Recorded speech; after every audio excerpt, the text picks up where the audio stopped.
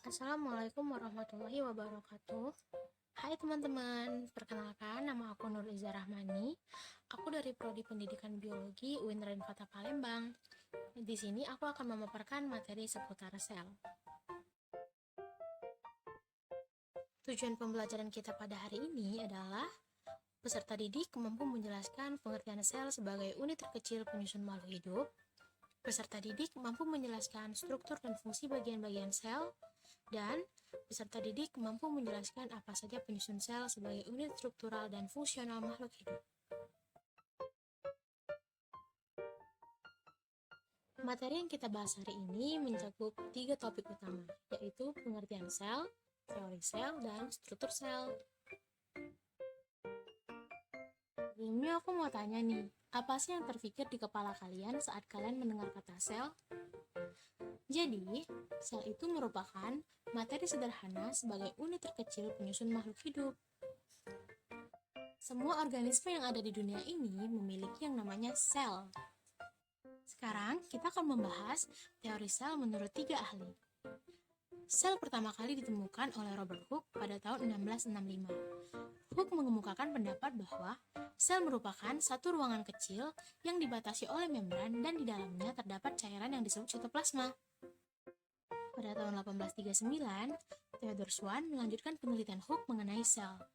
Ia mengemukakan pendapat bahwa semua organisme di dunia ini tersusun atas sel. Lalu, timbullah pertanyaan, dari mana sih sel itu berasal? Lalu, pada tahun 1859, semua pertanyaan tersebut dijawab oleh Rudolf Virchow dengan pendapatnya yaitu omnicellula e cellulae. Yaitu artinya, sel berasal dari sel itu sendiri, dengan cara perkembangbiakan atau pembelahan sel. Sekarang, teman-teman, simak video ini baik-baik ya. Kita analogikan sel sebagai telur.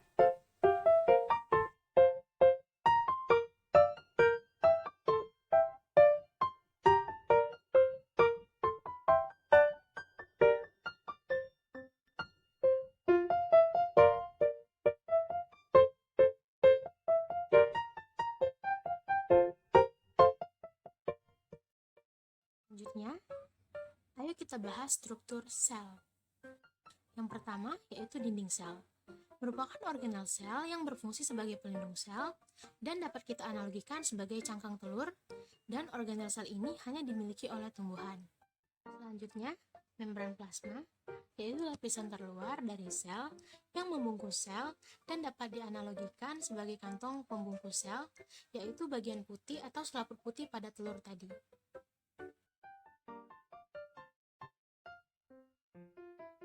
Selanjutnya, sitoplasma merupakan cairan di dalam sel yang mengelilingi nukleus dan menjadi tempat untuk organel sel menjalankan fungsinya.